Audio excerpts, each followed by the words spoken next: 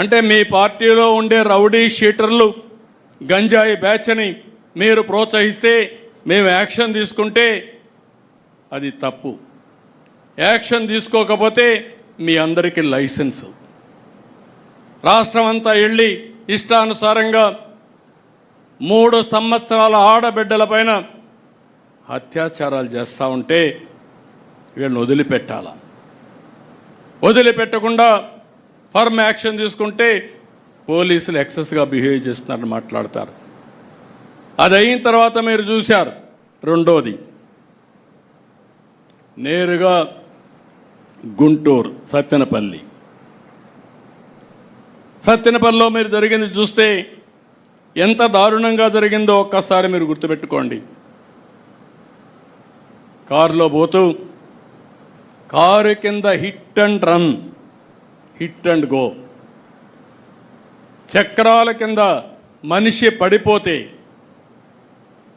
మనమైతే దారిలో ఉంటే పక్కన యాక్సిడెంట్ అయితే నిలబెట్టి ముందు వాళ్ళని హాస్పిటల్కి పంపించి పరామర్శించి టైం ఉంటే మనమే తీసుకుపోయి హాస్పిటల్కి పంపించిన తర్వాత మళ్ళీ ప్రయాణం కొనసాగిస్తాం, ఎంత అర్జెంట్ అయినా. అది సోషల్ రెస్పాన్సిబిలిటీ.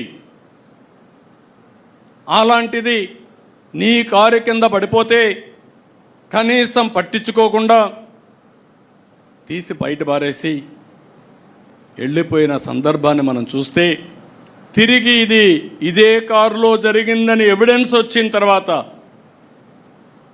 పేపర్ ఉందని టీవీ ఉందని ఎదురుదాడి చేసే పరిస్థితి వస్తే ఎక్కడికి పోతున్నాం రాజకీయాలు? అంటే ఎలాంటి కరుడు గట్టినటువంటి వ్యక్తి ఎలాంటి నేర రాజకీయాలు చేస్తూ సమాజాన్ని అతలాకుతలం చేస్తూ ఉంటే తిరిగి ఆడబిడ్డలపైన హత్యలు జరుగుతున్నాయి, రోడ్డు యాక్సిడెంట్లు జరుగుతున్నాయి, లేకుంటే రౌడీజం జరుగుతూ ఉంది, దొంగతనాలు జరుగుతున్నాయంటే దానికి మనం జవాబుదారీతనంగా ఉండాలి.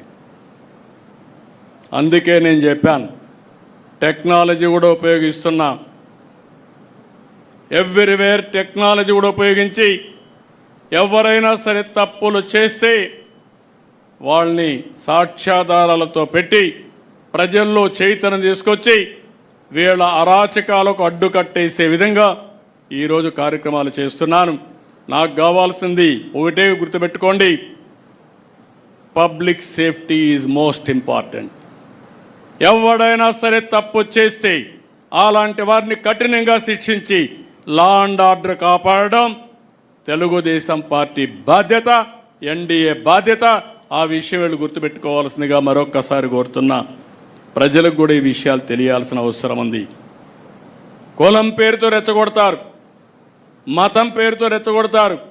ఒక పాస్టర్ హైదరాబాద్ నుంచి బయలుదేరి వచ్చి తాగుతూ వచ్చి కడాన యాక్సిడెంట్ చనిపోతే ప్రభుత్వం చంపేసిందని పెడతారు, పోలీసులు చంపేశారని పెడతారు.